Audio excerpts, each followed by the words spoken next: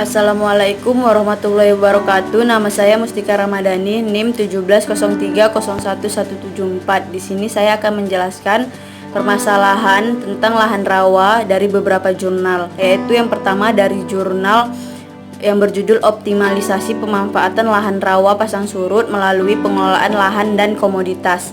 Permasalahan yang ada di sini yaitu karakteristik lahan yang menjadi masalah dalam pengembangan pertanian di lahan pasang surut, yaitu fluktuasi rejim air, beragamnya kondisi fisika dan kimia tanah, dan tingginya kemasaman tanah dan asam organik. Cara pengelolaan yang dilakukan pada jurnal ini yaitu dengan penataan lahan sistem surjan yang memiliki keuntungan di lahan rawa dengan intensitas penggunaan lahan meningkat, beragam produksi pertanian dapat dihasilkan, risiko kegagalan panen dapat dikurangi, dan stabilitas produksi meningkat. Yang kedua, dengan cara pengelolaan air yang teruji baik di lahan pasang surut dengan sistem aliran satu arah dan sistem tabat. Yang ketiga, dengan memperbaiki kondisi fisika dan kimia tanah, maka bahan ameliorisasi dan pupuk merupakan faktor penting untuk memperbaiki kondisi lahan dan meningkatkan produksi lahan. Jurnal yang kedua yaitu berjudul tentang potensi permasalahan dan kebijakan yang diperlukan dalam pengelolaan hutan dan lahan rawa gambut secara lestari. Permasalahannya yang ada pada jurnal ini yaitu terdegradasinya lahan rawa gambut yang dapat dilihat dari kerusakan tegakannya maupun kondisi subsidensi gambutnya. Lahan rawa gambut yang mengalami kerusakan tegakan disebabkan karena pembalakan berlebihan, perambanan maupun mengalami kebakaran.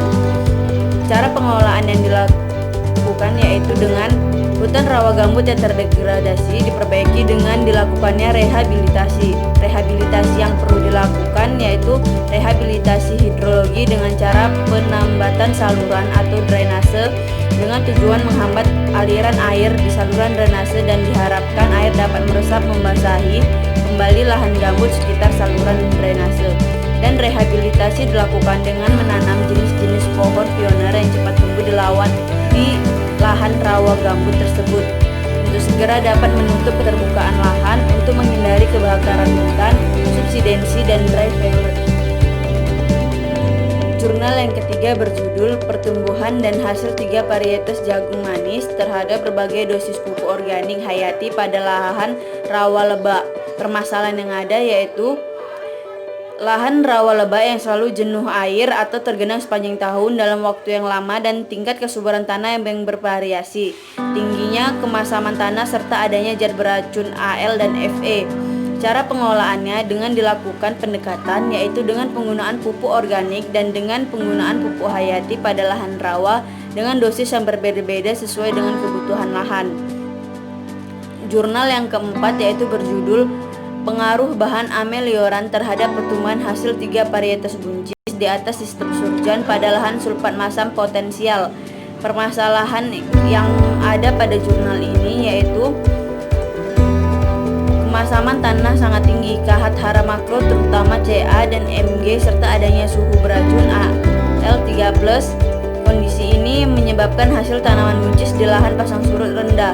Oleh karena itu, penanaman buncis di lahan sulfat masam potensial memiliki kemasaman pH 4-5 memerlukan upaya perbaikan kondisi lingkungan tumbuh tanaman. Selanjutnya, cara pengelolaannya yaitu dengan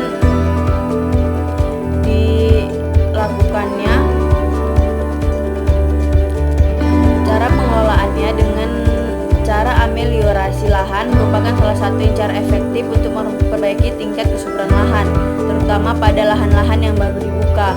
Pemberian bahan amelioran dapat berupa kapur atau dolomit dan sebagainya.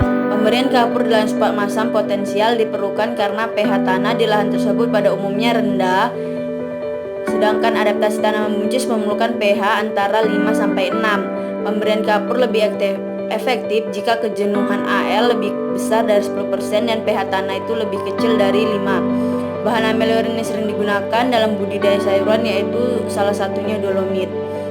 Bahan organik juga berpengaruh cukup baik untuk meningkatkan kesuburan lahan sulfat masam. Bahan organik tersebut dapat bersumber dari kotoran ayam, kotoran sapi, atau kotoran